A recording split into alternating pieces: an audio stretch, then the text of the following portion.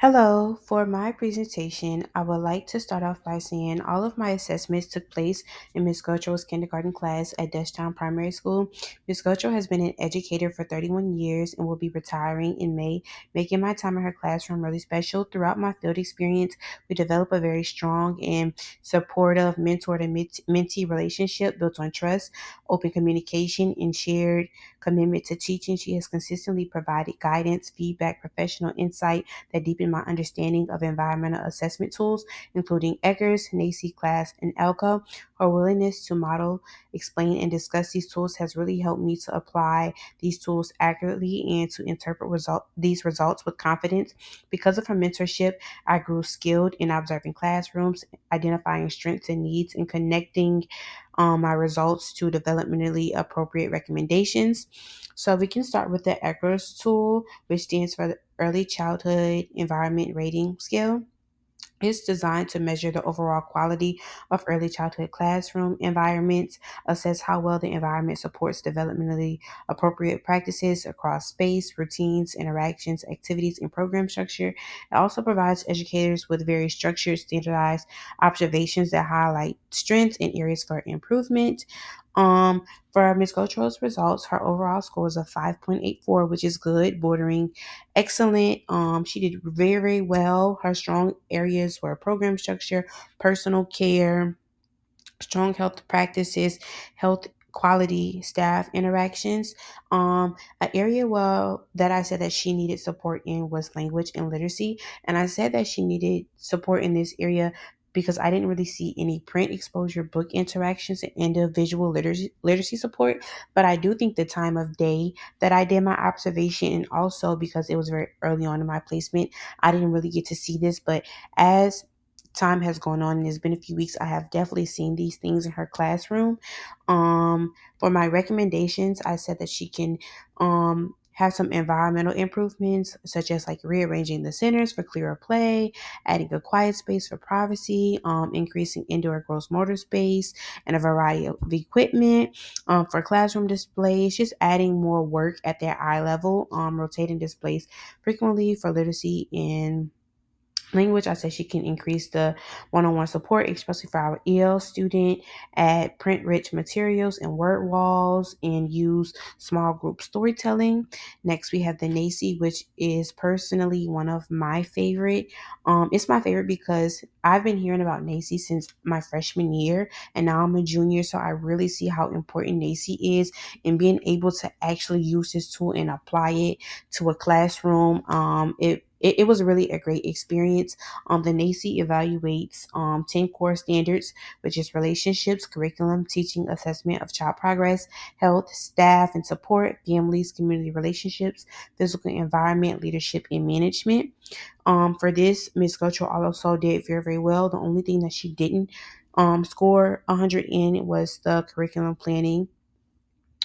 So for my recommendations, I said that she can continue adapting instruction to children at different levels, maintain strong and culturally responsive communication with families to remind, continue to model and narrate problem solving strategies during transitions to strengthen self-regulation, provide individual supports for children with unique needs during activity changes to help them be less frustrated, continue fostering community partnerships by inviting guest speakers, rearrange the classroom periodically to keep environments engaging and encourage new forms of play and collaboration. Next, we have the class tool, the classroom assessment scoring system, which is widely used across many different classrooms. It's designed to measure the quality of teacher child interactions in early childhood classrooms. This tool really focuses on the daily interactions that strengthens children's social, emotional, and academic development. Unlike other tools that evaluate things like materials or physical things, the class really concentrates on how teachers engage with students in the day to day, how they organize their room, and how they support learning through intentional instructional spaces. For this, Ms. Gotcho also did very well. The only areas that she didn't score a 6 in was teacher sensitivity in regard to student perspectives. Overall, Ms. Gotcho demonstrated high quality interactions across all domains, strengthening showing strength in emotional support, smooth organization, rich feedback, and strong language modeling.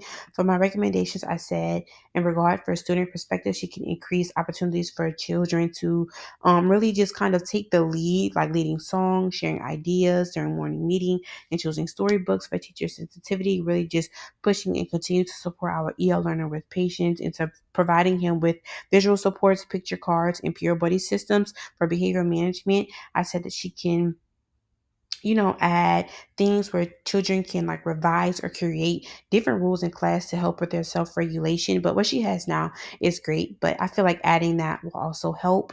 Lastly, for the ELCOS tool, the early language and literacy classroom observation, it measures how much early learning, early reading, writing, and oral language development it has. It focuses on two major areas: literacy environment checklist, which looks at books, writing tools, and environmental print. The classroom observation portion kind of just examines routines, teacher to child interactions, and book reading practices. The purpose of this is just really just to highlight the strengths and identify areas where literacy can be improved. So for this, Ms. Gocho did very well. I love her student library. She put so much detail, so many different books, so many different genres. It's something for everybody in that library. The only area that she got a note in was she didn't have a really area or anything for listening and audio for students, which I do think would be a good thing to add. Um, for her classroom observation, she had smooth routines and transitions, rich teacher to child interactions, interactive read alouds with vocabulary support.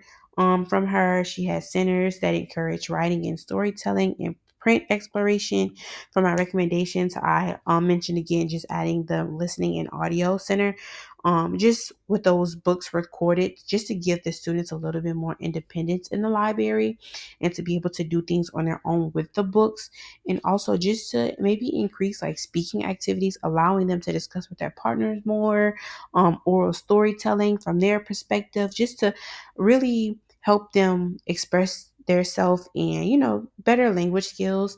I also mentioned maybe just rotating books and literacy materials on a monthly or unit basis that would really help maintain and expose students to new vocabulary concepts. um and yes, I'm so grateful that I had the opportunity to use all of these tools. I can admit at first I was very, very nervous when I observed my mentor teacher for the first time, but I'm very grateful that I got to use all of these tools. I am much more confident and I will hope to be able to use them again in the future. And thank you so much.